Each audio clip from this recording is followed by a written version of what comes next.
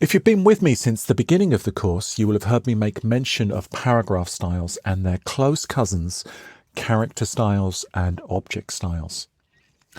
I think it's hard to overstate the importance of paragraph styles because they mean that you can format your text quickly and efficiently and consistently.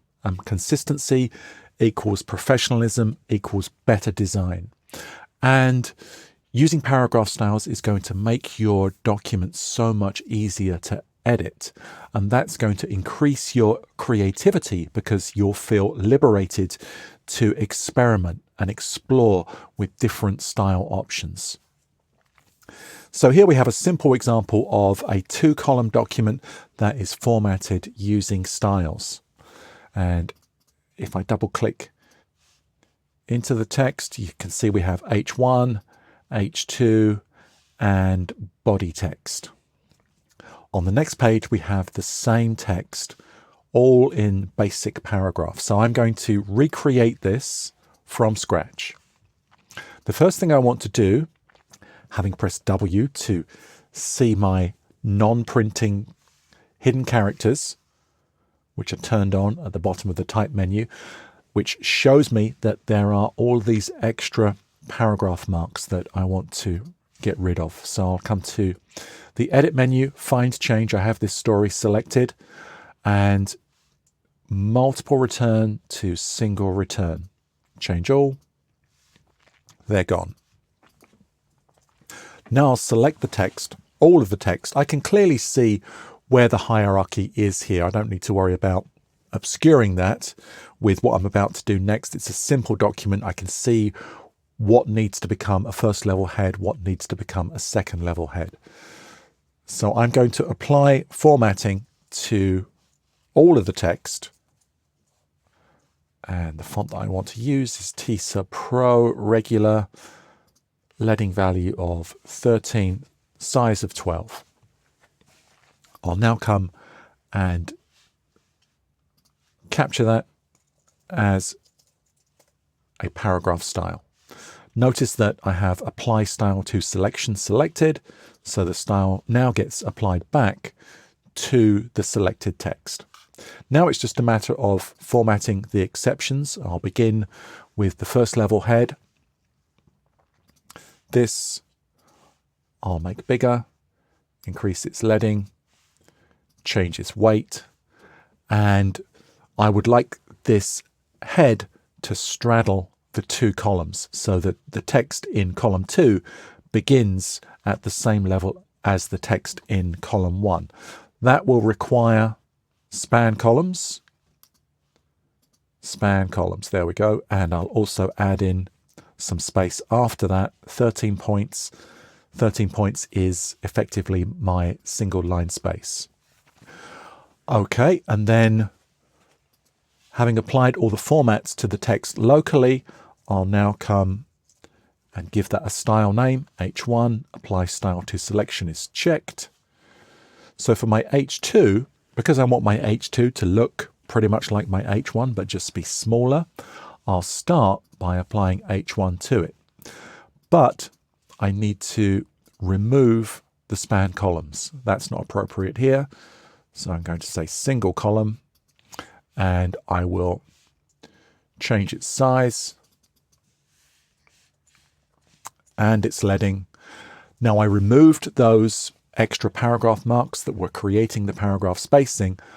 I want to control the amount of paragraph spacing and exactly how much I have and where it goes. So I am going to have 10 points of space above and 3 points of space below. So now that I have the formats applied to that paragraph, new paragraph style, H2, based on H1. Apply style to selection is checked. One other thing I might consider, I'm going to add a shortcut to it. This is really only useful if you're working with an extended keyboard. It doesn't really work so well if you're on a laptop. Command plus number pad 2. So now to apply that style, all I need to do is click in the paragraph. I don't need to have the whole paragraph selected, just be in it and then apply that keyboard shortcut. If this happens, this is just a video card issue.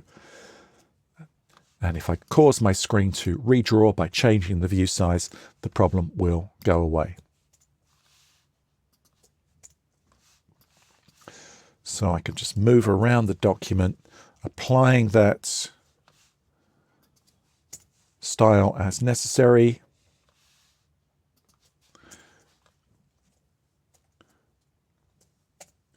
And we have our formatted text. If I move on to the next page, there is another option that we can explore. This is a relatively new feature called Style Packs, and it will, its promise is that it will do the work for you.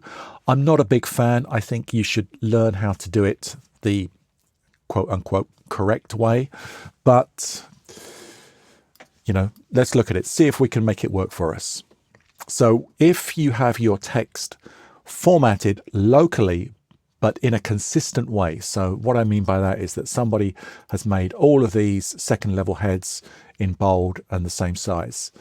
So if your text has been formatted locally, but with some sort of logic to it, so all the heads are bold, for example, and the body text is clearly identifiable as such, then Style Packs might work. So I'll come to the Paragraph Styles panel, and down at the bottom of the panel, I can click on this icon, the folder with the lightning bolt, and these are a bunch of style packs that I can use as a starting point. I think we only really want to use them as a starting point. Let's say I want this one.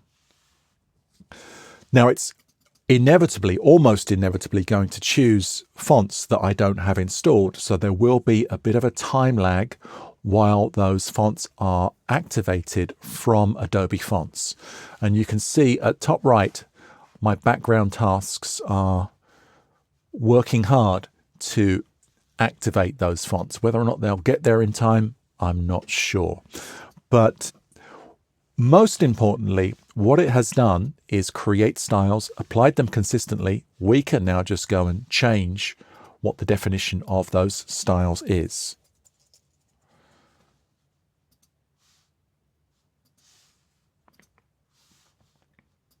So just click into the text, right click on the style name, and then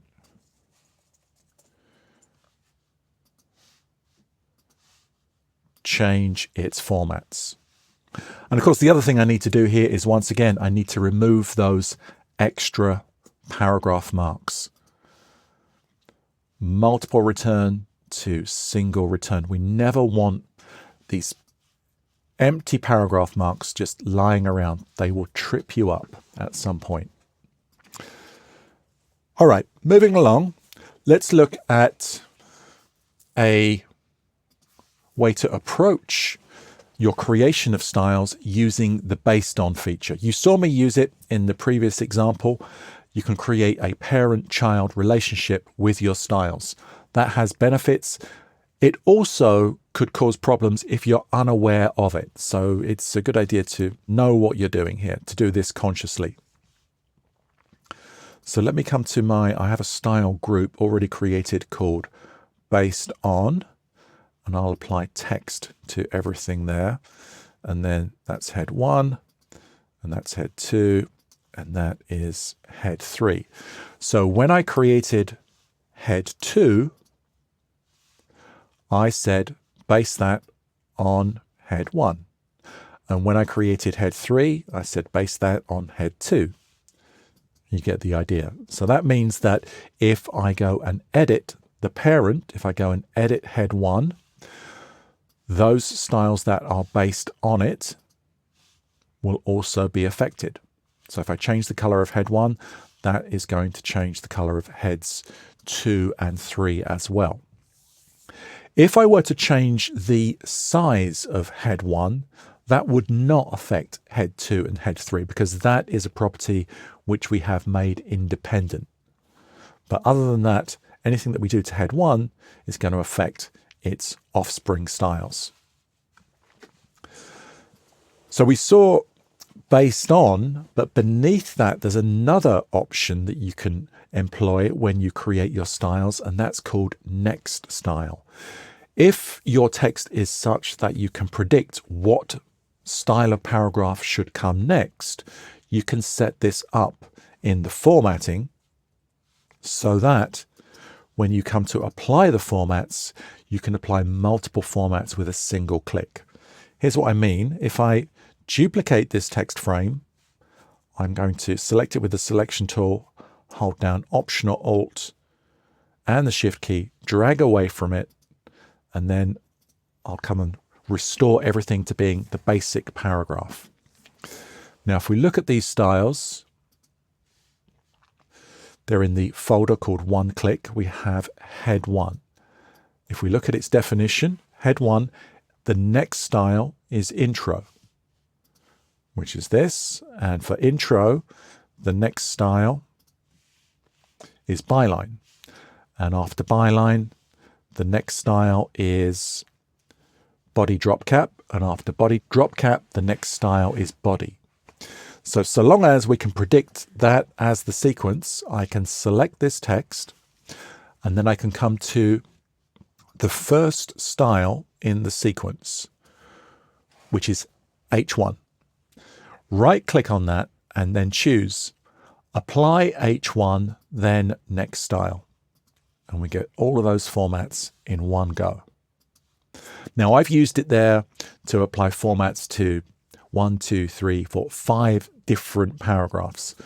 Realistically, it's not that common to have such formatting options, but it is quite common to always be able to predict a certain paragraph following another paragraph. So you can use this in a more limited, less flashy way, and it can really save you a lot of time.